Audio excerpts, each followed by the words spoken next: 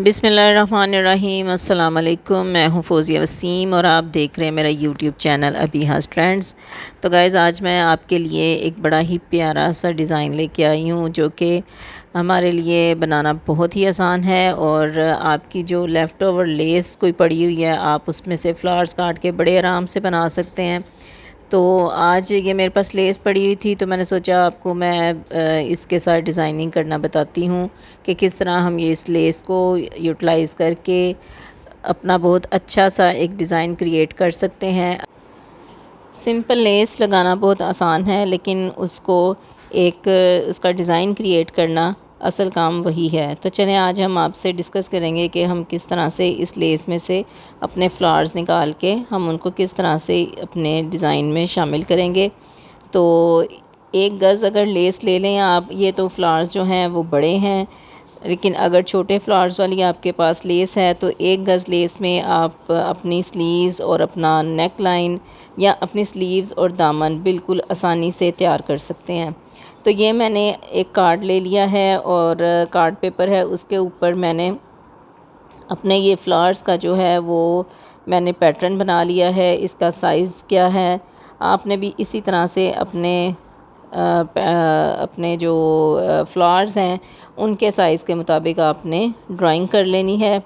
और जिस तरह से मैंने पहले इस फ्लावर को कटिंग किया है, कटिंग करके मैंने इस कार्ड के ऊपर उसका पैटर्न बना लिया है। पैटर्न आपने अपने फ्लावर से छोटा बनाना है ताकि जब उसकी आप स्टिचिंग करें तो वो साइडों से अंदर की तरफ सिलाई में चला जाए, और ऐसा ना हो कि हमारा जो कट किया हुआ पैटर्न है वो बड़ा हो जाए और फ्लावर हमारा छोटा हो जाए। तो इस तरह से आपने उसको ड्रॉ करना है कि आपका जो डिज़ाइन है, जो आपने कार्ड कटिंग करना है, वो आपका थोड़ा सा छोटा ही होना चाहिए। अब मैंने अपने फ्लावर के मुताबिक इसको कटिंग कर लिया है और ये मैंने जो एक स्कैलप ड्रॉ किया है और उसके साथ मैंने उसमें 1.25 इंच का गैप दे दिया है। अब इस 1.25 इंच के गैप पे हम अपना नेक्स्ट जो स्कैलप है वो हम ड्रॉ करेंगे। तो इसी तरह से आप भी इनको ड्रॉ कर लीजिए और उसमें आप गैप दे लें। अगर आपके पास मोटिव इस तरह का है कि आप समझती हैं कि उसमें गैप की ज़रूरत है तो आप ज़रूर कर लें, वरना आप अपने हिसाब से, अपने लेस के हिसाब से आप उसको ड्रॉ कर सकती हैं। अब मैंने ये पेपर टिकन लिया है और पेपर टिकन के ऊपर मैंने जो नीचे वाली पट्टी है वो मैंने नीचे की साइड पे ही रखी है। अब ये जो नोक वाला स्कैलप है, ये शेप जो है वो ऊपर की तरफ आएगी, नीचे की तरफ नहीं आएगी। अब ये देखें, मैंने भी गलती की है कि मैंने उसके साथ स्कैलप के साथ स्कैलप ड्रॉ कर दिया है, लेकिन अब मैं इसको ठीक कर लूँगी। और ये मैंने इसके अंदर उसकी मैंने जो लाइन है वो ड्रॉ कर दी है। अब इसी तरह मैंने दूसरी साइड पे भी इस पैटर्न को ड्रॉ कर लेना है।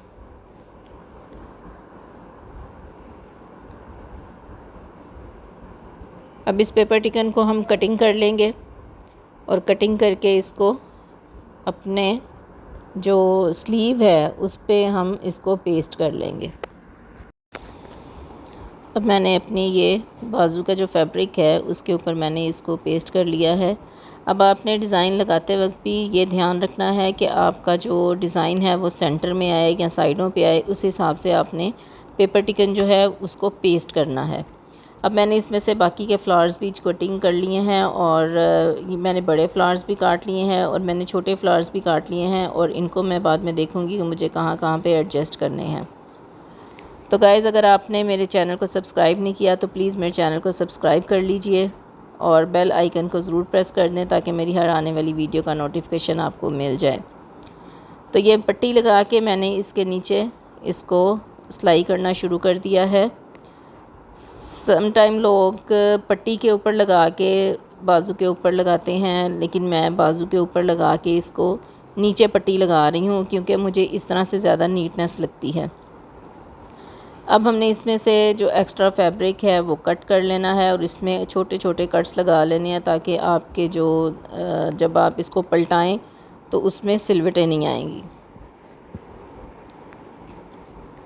तो गाइस, इसको मैंने कर लिया है सीधा और इसको पलटा के अब इसकी जो नोकें हैं वो मैंने इसके कोने जो हैं वो बाहर निकालने हैं। वो मैंने अपने सीम ओपनर की मदद से मैंने इनको बाहर निकाल लिया है। आप भी किसी सुई की मदद से या सीम ओपनर की मदद से आप इसको इन नोकों को बाहर निकाल सकती हैं।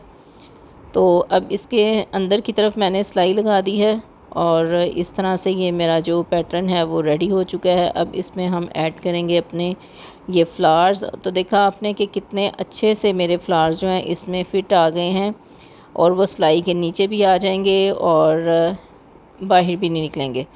तो आपने भी इसी तरह से फ्लावर्स के हिसाब से आपने अपने जो स्कैलप हैं वो काटने हैं, या जो भी डिज़ाइन आप कट करेंगी आपने अपने फ्लावर्स के हिसाब से काटने हैं और थोड़े छोटे काटने हैं ताकि आपका फ्लावर उसमें पूरा आ सके। तो इसी तरह से मैं सारे फ्लावर्स इसमें एडजस्ट करती जाऊंगी। तो देखें कितने इजीली मेरा जो डिज़ाइन है वो रेडी हो रहा है। अब थोड़ी सी मेहनत से हमने कितना अच्छा एक डिज़ाइन रेडी कर लिया है जो पहनने में भी स्टाइलिश लगेगा और देखने में भी अच्छा लगेगा और पहनने वाले को खुद बहुत अच्छा फ़ील होता है। इस तरह से मैंने सारे इसमें फ्लावर्स एडजस्ट कर लिए हैं। अब मैंने जो छोटे फ्लावर्स निकाले थे तो मैंने सोचा कि इसको मैं ग्लू के साथ पेस्ट कर लूँ और बाद में इसको हम सुई धागे की मदद से इसको जो है वो पक्का कर लेंगे टांके लगा के। तो आप भी इसी तरह से कर लीजिएगा, या अगर आप वैसे लगाना चाहती हैं सुई धागे से तो वैसे भी लगा सकती हैं। तो मैंने इस तरह से इनको ग्लू के साथ पेस्ट कर लिया है। इस तरह आपको भी आसानी हो जाएगी और आप इजीली इसको जो है वो छोटे छोटे फ्लावर्स होते हैं तो वो लगाने आसान हो जाते हैं इस तरह से।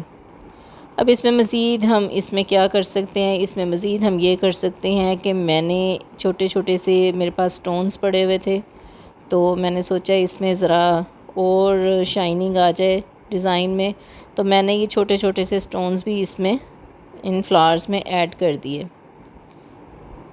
तो ये देखें कितना प्यारा सा और डिसेंट सा हमारा जो डिज़ाइन है वो रेडी हो चुका है। अब इसके नीचे अगर आप चाहें तो टिश्यू भी लगा सकती हैं इस तरह से। तो इस तरह से बिल्कुल ऐसे लगेगा जैसे आपके स्लीव्स पर एम्ब्रॉयडरी है। और अगर कट वर्क में चाहती हैं तो आप इसको ऐसे भी पहन सकती हैं। दोनों तरह से मैंने आपको दिखा दिया है और ये देखें कितना खूबसूरत मेरा डिज़ाइन रेडी हो चुका है।